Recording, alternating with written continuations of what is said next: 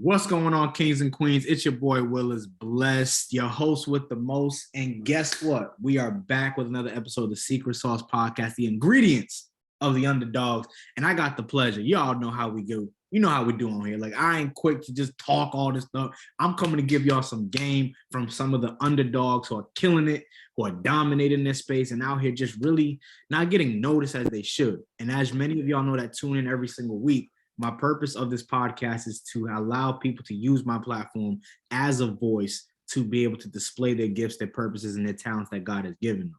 And so no further ado, I got the king, I got the GOAT in the building, live and direct from Texas. You feel me? My man, Shamarcus. What's going on, King? What's going on, man? How's everything going? Loving the intro, man. Loving the intro. Ooh, you know we got to come in here spicy, bro. You know what it is, man. But yo, I'm so proud that you're here, man. So real quick, man, tell the people about, who you are, and what you have accomplished, man. Okay. So my name's Shamarcus Nimmer, motivational speaker. I also worked in banking, been working in banking for 13 years, somewhere off in there. Started off at the bottom, which is like a teller position, moved my way all the way up to a branch manager position. I know all of the ins and the outs of banking. That's one of the reasons why you told me to come on and help the people. Yeah, man. I love it, man. And, for me, man, Shamarcus is such a phenomenal dude, man. Like, he really loves people. He cares about people. He wants people to win and succeed in life. And so, Shamarcus, let's start here, bro. What are some banking hacks, man? Like, let's say right now, like, what's the first most important thing when it comes to the banking side when you first go into a bank? What should we be looking for? The first thing you want to do is you want to understand what kind of bank you're going into, because you have a couple different kind of banks. You have banking in general, and you also have credit unions. A lot of people don't understand that. There are two different ways to look at it. But it all depends on what you're looking for in the bank. Would you want the closeness, or would you want the more online things? It's all up to you. Most banks nowadays have somewhat of the same thing. Most of all have apps that you can use that you don't even have to come into the bank. You can actually take a picture on your phone with a check. The only thing you can't do is cash, of course. You can also, with all of the banks that I've been working at, you can actually make a mobile deposit. That's when you take a picture on your phone. Also, you have ATM deposits. So that means you can actually go into the ATM, deposit your check, and it'll give you a receipt of that actual check. I love it. Now, let's say this, Shamarcus, right? I got my babies, right, man? Okay. I'm trying to like set up accounts for my baby. And let me say this to y'all. I called my man Shamarcus I think it was a couple days ago, man. I said, yo, Yeah. I know exactly who I need to call, right? And I called him and I asked him about it because this is something I'm trying to do for Harmony. And so Shamarcus, like, give them the play and, walk them through that process. Like, if you're going to set up an account for your kids, what kind of accounts can we set up for our children? For your like, when you called me, I was so shocked at first. He was like, hey, I need this, no problem. You know what I mean? We have that agreement. Yep. So the thing is, you want to do what's known as a child account, right? So the child account is the child has he or she is on the name on the account. However, you are the guardian, as you have all access to those funds and how to allocate those funds. When you do go and do that, it's a couple things you want to take with you. One of the things you want to take with you is their birth certificate. The reason why is because we have to know, whenever you go into a bank, who this person is. And 9 times out of 10, you have to have some kind of legal document saying who he or she is. The second thing you want is a social security card, because typically, no matter who you are, they're going to ask for some form of proof of who you are, things of that nature. So you'll need both of those in order to go in. Once you go in, you ask them, hey, can I have a child account? Some people have call them a minor account, and the banker there will automatically know what you're talking about. And this is something also that I told you that a lot of people don't know. Say, for instance, you have a significant other And a lot of people, I want to be on the account. No, I want to be on the account. However, on the minor account or child account, you can have a primary, and there's another sheet of paper just in case anything was to happen to you. You can actually put your wife on there as well as like a secondary. Yo, my man getting straight to it, bro. Y'all, I call him Mr. Bank. You feel me? My man, no, bro, Mr. Bank. Yo, so Shamarcus, what are some big mistakes that you see a lot of business owners making, whether they're startups or well-seasoned, when it comes to getting their business formation on point when it comes to the bank side? Talk about that. So typically whenever people come in, a lot of people come in and be, hey, I want to open a business account. The first thing, any banker, I don't care where you go, they're going to ask you, do you have your documents? And a lot of people are like, what kind of documents? So first you need to know whether it's an LLC, a corporation, a DBA. That's you have to start off there, right?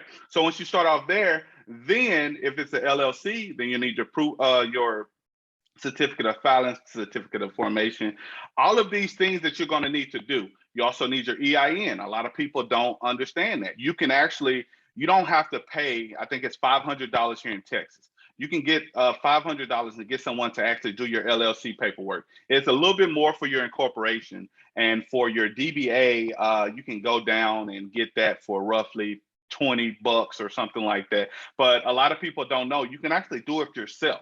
The thing is, you'll have to first go to the government, irs.gov.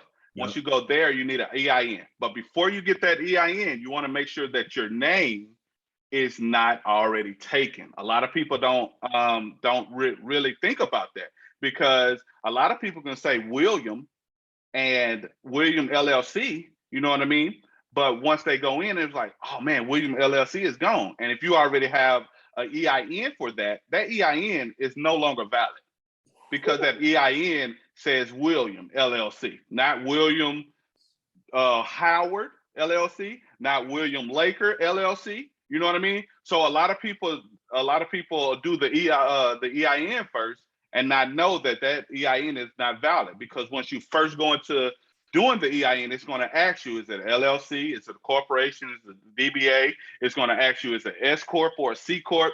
There's a whole bunch of things that's going to ask you in order to get that EIN in the right category, should I say. And so let's break this down, because some people think they know it, but what is a DBA? Okay. Your DBA is doing business as, right? A lot of people don't know you can actually have a LLC with a DBA. A lot of people don't know that. So the DBA is doing business as. We'll use myself as an example. So it'll be Shamarcus doing business as Shamarcus headphones, right? So I have a headphone business that's called Shamarcus Headphone. So when I go to the state, I'll say, hey, I want a DBA, which is Shamarcus is doing business as Shamarcus Headphone, right? So you can, when you're doing your DBA, there's a couple things you can do. You can either use your social, which is up to you, which is free of charge because you've already paid for your social. However, you can actually get an EIN for that DBA. A lot of people don't know that as well. Wait a minute, time out. So you mean to tell me that I can get a DBA, not just for an LLC, a C Corp, S Corp, but I can get an EIN for my DBA? Yes. Look it up. Keep going. Look it up. So you can once you get your you can either do your social or your EIN. It's totally up to you. Once you do that, then you go to the state and you say, hey, they're going to give you a certificate. They're going to ask you what's the name of it, just to make sure that whatever state you're in, that it's not taken. Because a lot of the biggest thing I want you to do is know your name can be taken.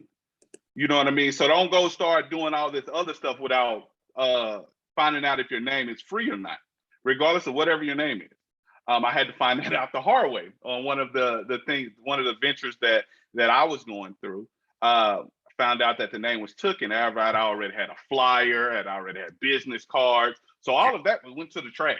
Dang. That's crazy. See, this is why this is so important, because when people think banking, they're like, oh, it's just basic stuff. No, there's different things that you need to understand, right? And so here's this question. Mhm. You hear people, especially business owners, majority of the time say, I have a bank account for taxes. I got a bank account for business, right? So let's just say I'm a business owner and I already have a business account. I have a personal account. How many accounts can I have under one bank? If I wanted to go in and say, yo, I want to open up an account for taxes, like, what's the language? How does that work, Shamarcus? Okay, so a lot of people don't know that, but you can actually have as many accounts as you can afford. When I say afford, that means there are fees. A lot of people may say that they're not fees, however, there are fees. Whenever you get your paperwork, it's always in the fine print of how much you're going to pay per month, which is a monthly service charge. You can actually sometimes get those waived. It all depends on which bank you go to. That's another subject if we want to go into that as well. But you can actually have as many fees as you want. I know people that have a DBA account for their DBA, they have a LLC for their LLC, and they have an incorporation for that as well. Along with a personal account that's a checking, you have a personal account that's a savings. You can also have a personal account that's a money market, which will give you a higher return on your money. There's no limit to how many accounts you can have, as long as you're doing everything right, of course. That's good. And so let's talk about this, because there was something that you said that shocked me like a couple weeks ago. And it Uh-huh. was something about like fees, like, people don't know, like when they have an overdraft fee, right? You might as well should have just done X, Y, and Z instead of just break that down, man. Talk to the people about Okay. that. Okay. So the overdraft fees you get are typically, it all depends. It all depends on how much direct deposits you get into the bank, right? Whenever you get those direct deposits and they more than, I want to say after 6 months or so, or 3 months or 6 months, you have something that's called an overdraft fee, right? You can actually opt in or opt out when you first open up your account. But if you've already opted in, then you have a certain dollar amount that the bank will let you borrow, right? So you're going to borrow, you can borrow up to that dollar amount. A lot of people don't know this, but the best way, if you're going to use it, not telling you to use it or anything, but if you do get through a trying time and you really need to get that, the best thing you want to do is get it all at once. When I say get it all at once, because you can actually ask any of your bankers, what's my overdraft limit? And they're going to give you a limit of how much you can go in the negative at this particular bank, correct?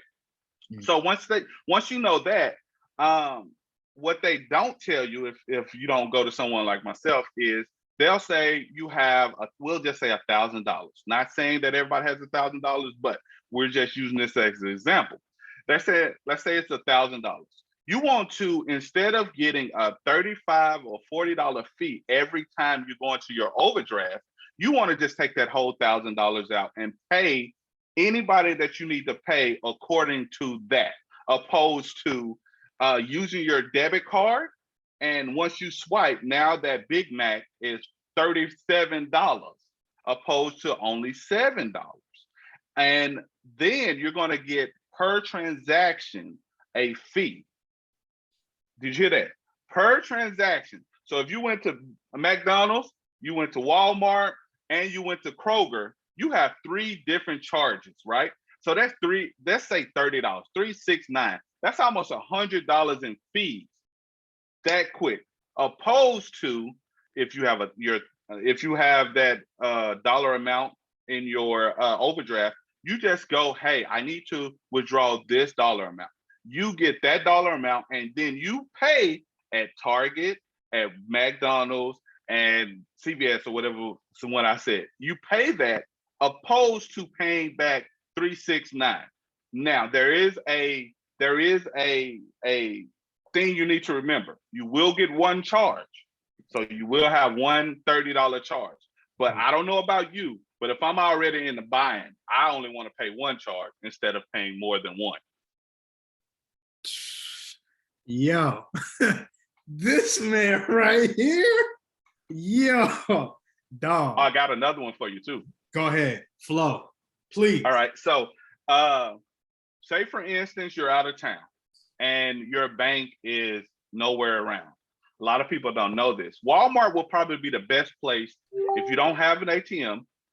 You don't want to pay because everybody knows you're going to get charged by the ATM and you're going to get charged by your bank, right? Say for instance, you want $100. The best thing to do in that situation, if you're out of town, there's no banks around, anything like that, you want to go to Walmart, buy something for $1, Skittles, chips, whatever the whole case may be. You want to get cash back. What a lot of people don't know is you get up to, I want to say $100 at Walmart, just cash back. You put your PIN, there's $100. Do it again. Say for instance, you need $200. Get another bag of chips, PIN, $200. Now you don't have to pay no fees on that money that's already yours, opposed to paying, if you go to a Chase ATM and you have Wells Fargo or vice versa, you're going to have to pay the Chase ATM and you're going to have to pay the Wells Fargo for using that. Hope that made sense. Bro, yo, these are just little hacks that people wouldn't think about, right? Like for me, like literally, bro, like I went to go get my haircut 2 weeks ago and I'm like, let me go to this ATM. I'm like, dang, y'all charging me for my money.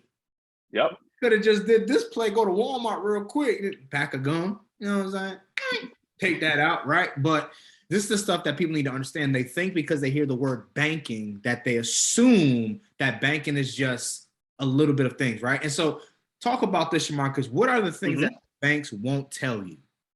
Ooh, that's a good one. It's a lot. It's a lot. One of the things give us three. Give us three. Three. Okay, we'll do three. All right, so I'll give you one. One, then two, then three. The first thing that banks won't tell you is you actually get a what's called if you use your overdraft, right, which is the $30 we talked about earlier, you can actually get that reversed. Yes, you can actually get that reversed. All you have to do is talk to your banker. Typically, it's one every 12 months. That's the grace period. Sometimes it's two. But say, for instance, you did have to go into that overdraft at one time. You can actually call the bank, let them know your situation, and be like, hey, is there any way that I can get that refunded? And 9 times out of 10, they're going to tell you, oh, we see that you haven't used this in XYZ. Of course, we can refund you that $30 or $34. And then you'll get that feedback. That's one. Come on, keep it coming. What you think about that one? Bro, you the truth. I love it. This is good. We should be charging for this. I'm just being honest. But go ahead, man. Go ahead. All right. The second thing that the banks don't want you to know is your money is not there. What do I mean by that? Yeah. This is good. So what the banks don't want you to know is your money is never there, right? When I say there, say for instance, you have $300,000, which sounds like a lot, but we know people that have $300,000. If you wanted to go withdraw that whole $300,000, they're not going to let you because they don't have that much on hand. They only have a certain amount that's on hand in order for make transactions here and there. That's another thing they don't want you to know. So regardless of, they don't have all of your money on hand at one time. Wow. I don't know if you knew that or not. Yeah, I didn't know. I ain't afraid to say I don't know that. This is good. Keep going. Proceed. Proceed. Okay, the third thing, let me think about a really good one. Let me see. If you need another one, you can do another one. I'm just saying. Okay. Let's think of another one. All right. Oh, I got one for you. No, I don't know if I'm gonna say that one. That one probably gonna be too much, but we'll leave that one for later. But another thing that's really good that the banks really don't want you to know is you need a person there, right? When I say you need a person there, you want to have a relationship with at least one person in the bank. The reason why they don't want you to know this is because if you were going through something or if something was to happen, you always need a person to reach out. The reason why I say reach out is because that person knows the bank, right? They knows the ins and outs of the bank. And if you have a good rapport with that person, they're going to be able to tell you and not tell you, hey, you can do this or you can do that. Or you can you don't have to pay this fee, but you will pay that fee. So you need to have someone that you actually talk to in the banking, because I don't know about you, but I know I've had times that there is something happening with my account, and say for instance, somebody charged my my debit card, and I look and I say, oh my God, somebody charged my my debit card. And you have someone there that you can actually call. And once you call them, they'll be able to let you know, hey, this is this and that is this. This is how much it costs. This is when they did it. Let's freeze your account. Freeze your debit card, things of that nature. Mm. And so, I got. Go ahead. All right. No, you go ahead. You go. All right. So when I thought about that, I thought about this one as well. So say for instance, someone uses your card, your debit card, right? And it was fraud on your debit card. That debit card can be destroyed. You don't have to close your account. However, if somebody uses your account number, your debit card automatically gets destroyed with your account number. You're going to have to do what is called a close and reopen, especially if you have fraud on that. Mm. So that's the difference. There's a difference. And so let's say this, we have business owners that are probably tuning in, right? And they're trying to get, lines of credit from their bank. Mm-hmm. How does that work? Like what would be the quickest way? Like what are the just break that process down in general. Okay. So say for instance, that's when that goes back to you having someone there, right? Granted, you need to have someone there. However, you do have to have the funds coming in and out that account. Because if you were coming to me and say, hey, I want a loan for XYZ, we're going to be able to take that to the underwriter and tell them, hey, this person has brought in this, and this. This is how much is going out. This is something that we might want to look at. So that's one thing you want to do. You want to make sure you have money coming in as well as you have money coming out. What you don't want is a whole bunch of unpaid things. When I say unpaid things, you have you've paid a check and you don't have the check for 30 days, and then you pay it and now it's okay. So a lot of businesses would do that. And then they come to the bank and want a line of credit or a loan, which is there's two different things as well. You have your line of credit. Your line of credit means you take out, you pay, and then it starts over. A loan is you take out and you pay and little. And then as soon as you're done with that particular agreement, then you try to get another loan. So it all depends. A lot of people don't really think about that. There's a difference between a line of credit and a conventional loan. So if you are trying to come and get a line of credit, you will, most business, whenever you come in and try to get a line of credit, they're going to ask you about your financials, which is what I told you earlier. Any other financials that you need. They're going to ask you about your business credit, which a lot of people don't know. There's something called a business credit that you can actually get as well. There's a couple things that you have to get in order to get business credit. So once you come in, you have to come in with those documents, right? Once you come in with those documents, they're gonna look over everything. And what's really gonna hurt a lot of people is what they call debt to income ratio, DTI, right? Your DTI is how much you got going in opposed to how much you got going out. And it has to be at a certain amount. Different banks have different thresholds, but business-wise, there's certain thresholds you cannot go under, because that's showing the bank that if you're bringing in $100, but you're taking out 105, where are you going to pay us? Mm. I hope that makes sense.